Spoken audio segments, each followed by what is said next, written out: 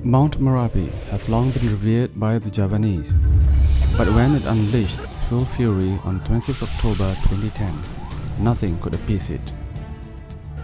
Itu betul-betul dahsyat. Kita diperlihatkan batu yang besar-besar bergeluling, terus ada diikuti dengan suatu abu vulkanik menjulang tinggi. Anak saya itu yang 3 sama itu, ini nyari saya, Pak gimana Pak, nah habisnya gimana lagi. Pasca erupsi Merapi, banyak masyarakat yang kehilangan sanak saudaranya, kehilangan anak, kehilangan orang tua, kemudian ada yang kehilangan suami. With hundreds dead and more than 250,000 people made homeless, the journey to recovery would be a difficult one.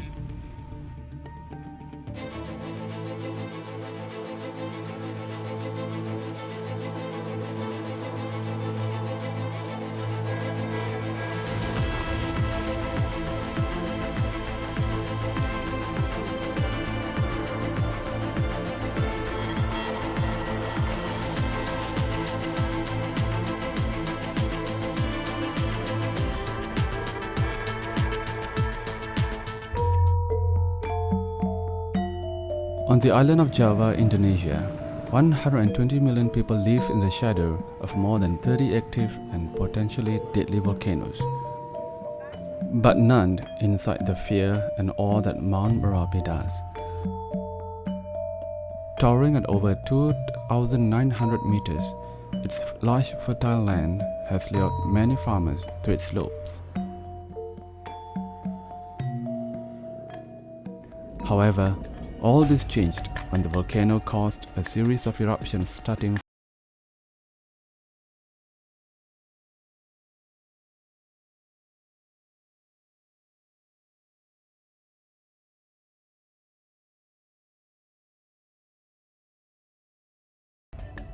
Siangnya sebelum Merapi 2010 ini kena, siangnya bersama teman-teman wartawan dan teman-teman dari relawan dan sebagainya, kita ngumpul di satu tempat sana.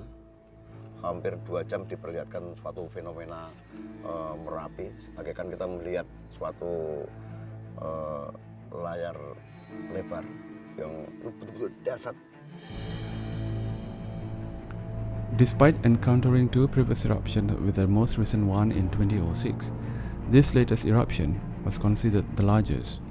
Yang 2010 memang cukup dahsyat, tanggal 4 November.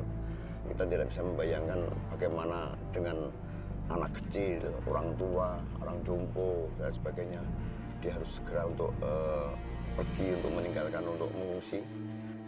Some villages which were initially considered safe distance away from the volcanoes could not escape from the ferocity of Merapi's eruptions.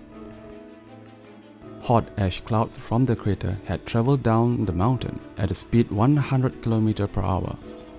It overflew from the Gendol River and engulfed the entire Brogang village.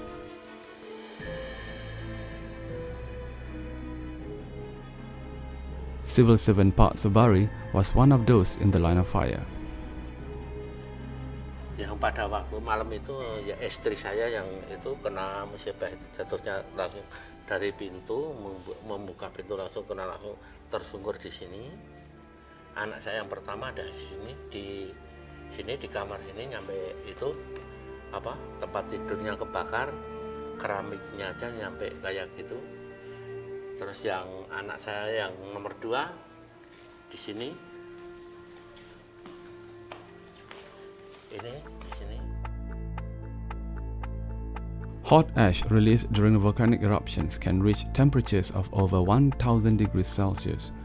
Pak Sobari's wife, eldest son, and middle daughter were badly burnt. He desperately tried to get help, but the path to the house was blocked off by a thick layer of hot ash.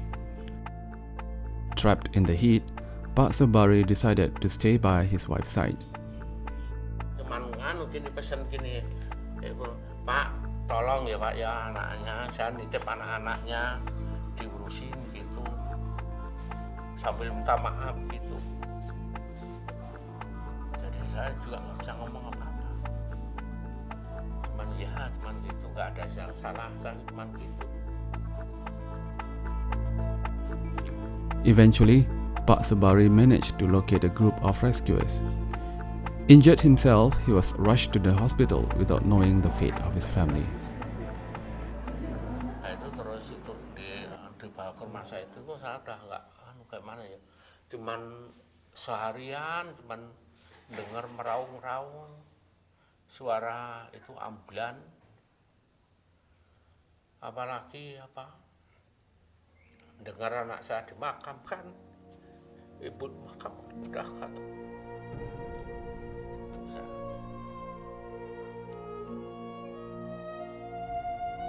Pak Subari lost his wife and 2 older children in the tragedy. His youngest daughter Enda survived despite her severe injuries. Pas perjalanan ke rumah sakit, langsung dibawa perawatnya masuk ke UGD. Habis ke UGD kan harus ditangani kan luka bagarnya. Habis itu nggak terasa apa-apa, badan disuntik, langsung dibersihin lukanya baru terasa. Rasanya tuh ya panas, ya, kayak kena api.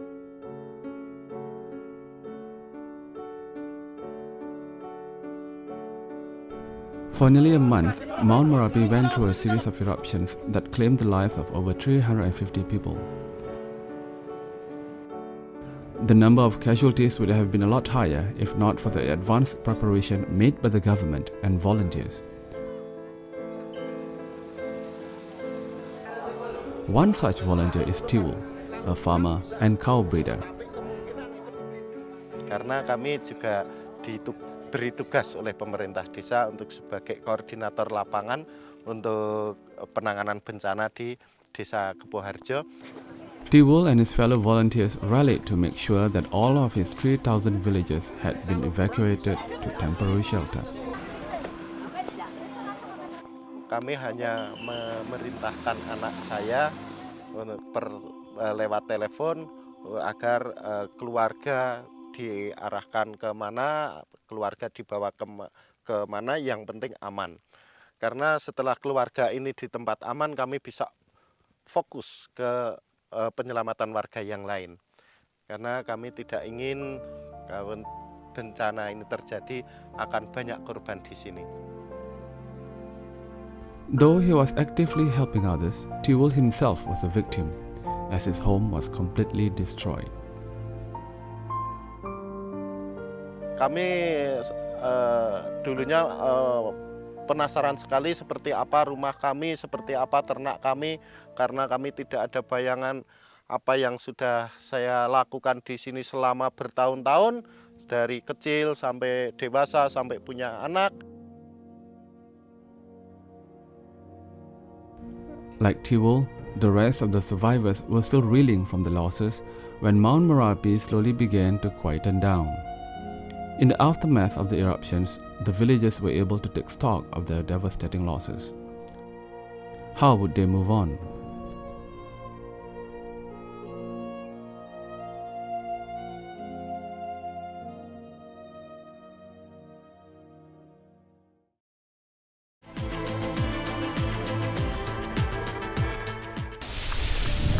The 2010 eruptions were Merapi's biggest in more than a century.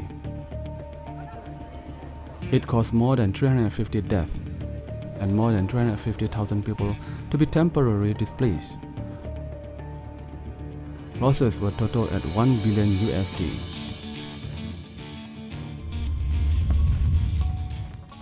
Resettling and building new homes became the top priority for the Indonesian government. However, finding new and safer settlements was not an easy process.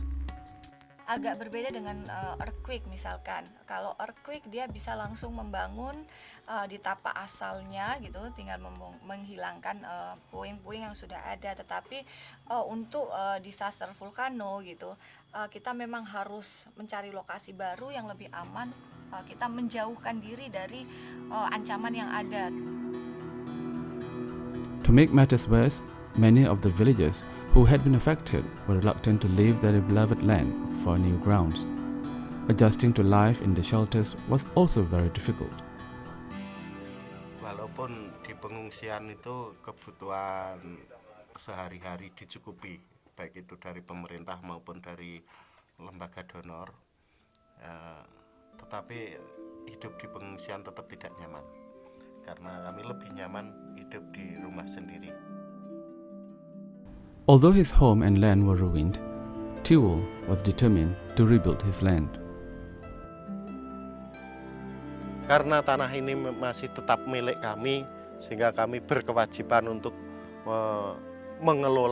mengolahnya agar lebih produktif. Kami juga mengajak teman-teman, juga tetangga di lingkungan pedukuhan ataupun yang lainnya untuk segera menanami tanah-tanah yang sudah rusak ini agar kembali hijau dan juga tentunya bisa berfungsi seperti yang dahulu sebagai lahan pakan ternak, yang mana itu sangat kami butuhkan.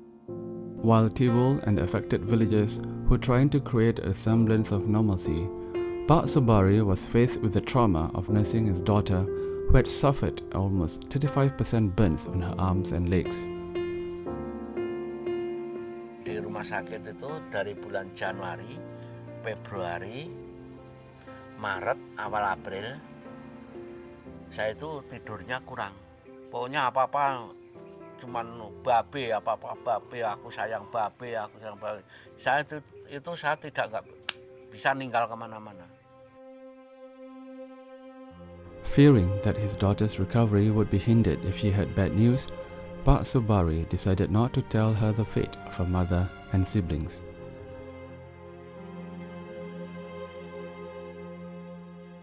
Memang saya ngomong selama itu memang saya nggak saya omongin dulu kalau kakaknya udah nggak ada, ibunya nggak ada.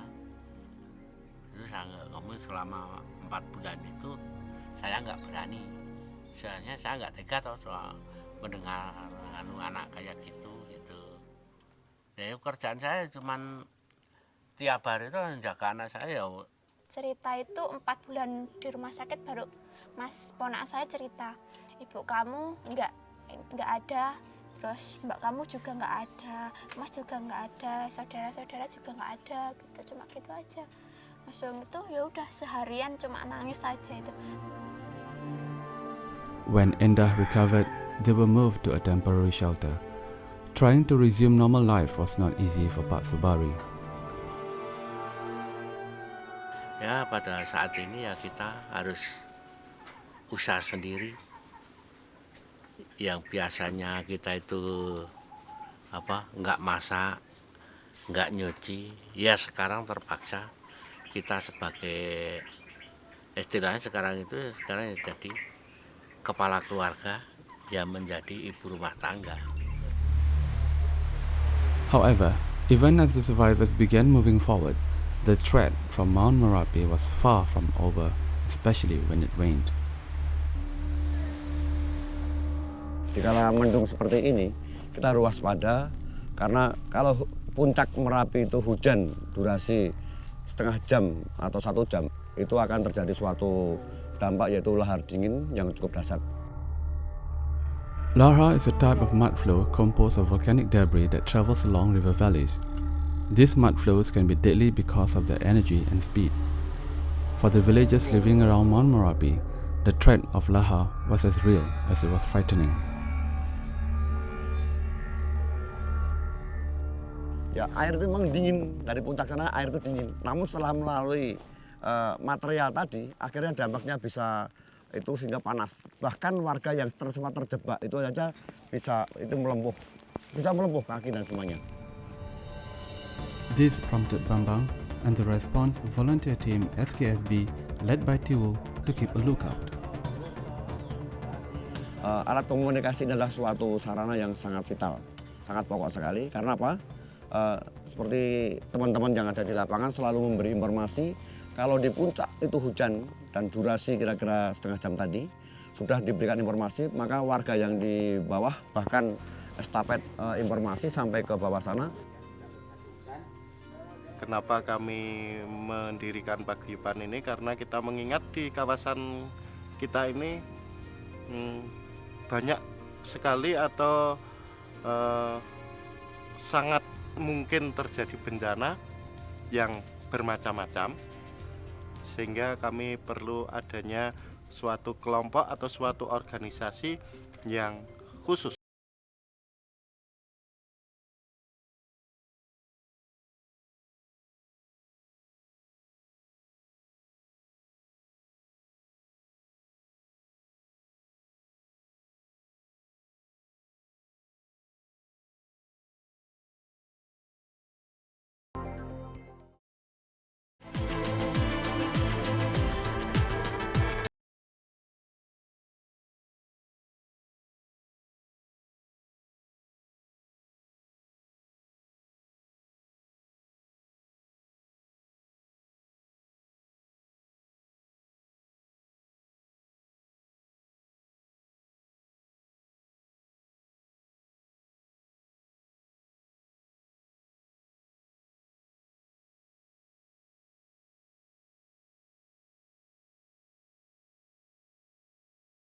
Buah tinggal metik di kebun, ada mungkin nangka atau apa, mungkin cari bumbu ada kelapa. Saat ini di rumah yang sangat berhimpit, dia sementara tidak punya suatu pendapatan, sementara sapinya sudah habis. Bambang and his fellow villagers work hard to regreen their surroundings and make the land productive again. Saya ikut juga sebagai tim penghijauan untuk lereng Merapi ini, sudah hampir 200.000 lebih, bahkan sudah hampir jutaan untuk tanaman yang ada di lereng Merapi ini dari berbagai macam komunitas. Namun dari semua itu kadang-kadang belum pas untuk menanamnya di mana dan jenis tanamannya. Namun untuk mendukung kawasan ini supaya hijau kembali dan tanaman itu bisa berproduksi, maka masyarakat kembali membuat semacam kayak hutan rakyat. Jadi hutan yang miliknya rakyat sendiri atau rumah sendiri, bukannya pemerintah, yang ditanam di antara kebun ini. Grass began to regrow, and this allowed new cows to be brought in to replace those that perished during the 2010 eruptions. Aside from his farming, Tiwul also decided to build houses. Dari profesi baru ini sebetulnya kami juga, karena itu memang pekerjaan yang saya senangi dari masih kecil. Saya kalau seandainya nanti memungkinkan untuk memiliki sapi, untuk pelihara sapi, itu tetap kami akan pelihara sapi, tetapi juga akan tetap menjadi tukang batu. Karena kami bisa bagi-bagi dengan istri. Untuk istri bisa nanti pelihara sapi, untuk saya bisa kerja di bangunan. Tiwul's skills allowed him to design his own future house, which was funded by the government. Ya, rumah ini bantuan dari Rekompak melalui program BDR, bantuan dana rumah untuk korban Merapi. Dan ukuran rumah ini 6 x 6 meter. Kami buat 2 kamar tidur dan 1 kamar mandi di luar. Rumah ukuran 36 atau 6 x 6 meter ini kita mendapat bantuan dari Rekompak senilai 30 juta. The biggest challenge for Rekompak and the government was to convince stricken villagers to leave their land and relocate to a safer area. Mereka mengatakan bahwa kami tidak semudah itu untuk pindah gitu kan. Lahan kami ini adalah warisan leluhur, kemudian tanah kami ini adalah cerminan kami, budaya kami. Kami hidup di sini sudah baik, kami punya ketetanggaan yang cukup baik dan cukup baik, ikatan persaudaraan. Jadi tidak mungkin untuk membawa kami begitu saja ke wilayah yang aman seperti itu. Almost 2 years after the disaster, 16 sites for permanent homes have been designated and over 1,000 homes are being constructed, and due for completion at the end of 2012. One of the houses will be the new home of Pak Subari and Enda. However, despite this ray of hope, getting life back to normal would not be easy. Pengennya sih sekolah, tapi ya gini nggak ada transportnya kan ke sana.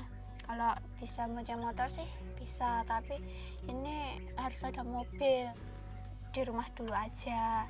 Terus besok ini kan habis ujian teman-teman mau kesini, mau itu belajar bareng, jadinya kan mengulangi dari awal lagi. Jadinya kalau langsung masuk sekolah tuh nggak kaget tuh pelajarannya gini. Ya maunya sih kembali ke rumah lama, soalnya kan sana kan apa ya, rumah sendiri lah, tuh ada tangga-tangganya juga di sana. Kalau di sini tuh gimana ya, kayak asing aja gitu, banyak orang yang lewat sini, jadinya kok lihat Enda pakai di kursi roda kayaknya aneh gitu aja. Jadi mending di rumah lama kan semuanya udah pada tahu, oh Enda punya korban Merapi dulu kayak gini, udah terbiasa aja sama saya, keadaan saya. Tapi di sini tuh orang-orang gimana, apa rasanya tuh masih takut sama saya kalau mendekati itu.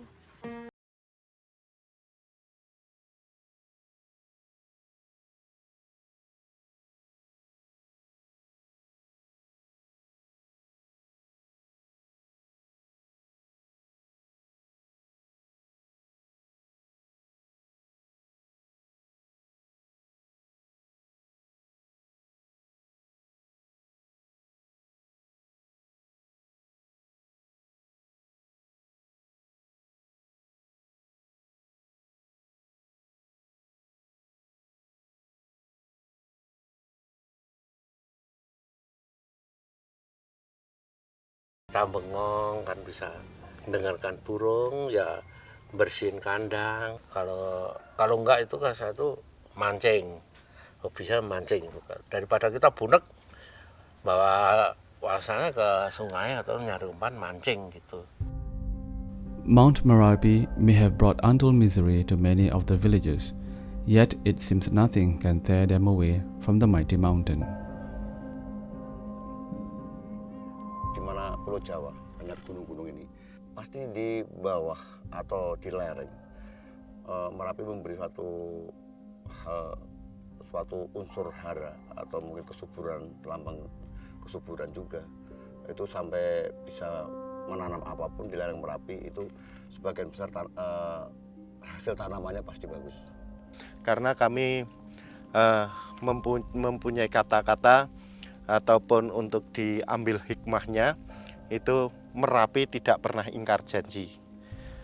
Nah, Merapi meletus itu sebetulnya kita bisa mengartikan, memberikan makna bahwasanya Merapi itu sedang memberi kepada masyarakat.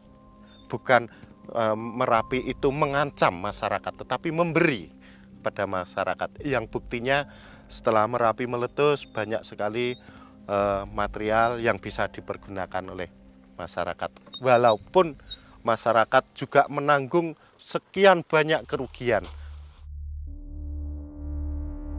Mount Merapi may be dangerous, but its mystical allure and fertile ground seems to captivate the Javanese people.